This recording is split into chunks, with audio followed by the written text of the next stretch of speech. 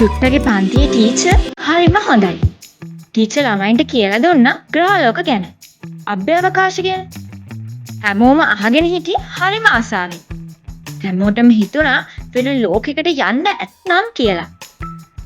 අපේ චුට්ටට මොකද දන්නවද හිතුනේ? අඟහරු ලෝකෙට යන්න, බ්‍රහස්පති වලට යන්න.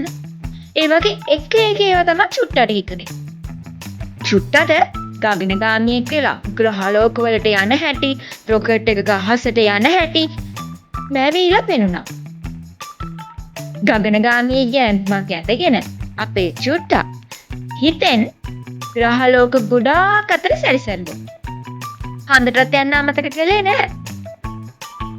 චුට්ටා හඳේ කුඩියකුත් හිටවල තමයි ආපහු ආවේ.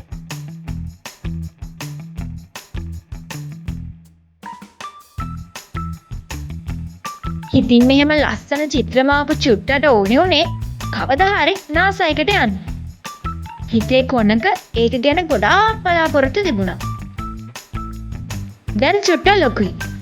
තවමත් ඒ ආසාවල් ඒ විදියටම හිතේ කොනක තියෙනවා. කාලෙන් කාලෙට එක එක බලාපොරොත්තු චුට්ටගේ සීන වෙලා තියෙනවා. ඉතින් අපේ මේ චුට්ටයි පැංචයි දෙන්නම සමහර වෙලාවට කියනවා කීක ග්‍රහලෝක වලට යන්න නැත්නම් යන්න ඕනේ වගේ දේවල්.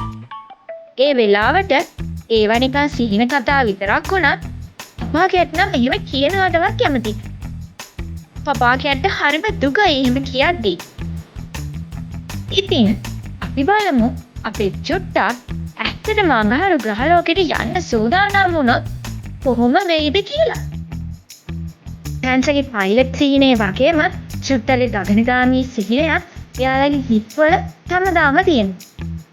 පළවෙනි උපාධිය ඉවර වෙනකන් තමයි චුට්ට මේ ඉන්නේ.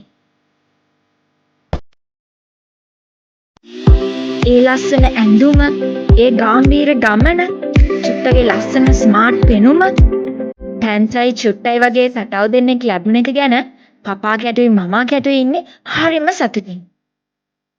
අපි බලමුකෝ ලොකු වන චුට්ටා මොකද කරන්නේ කියලා.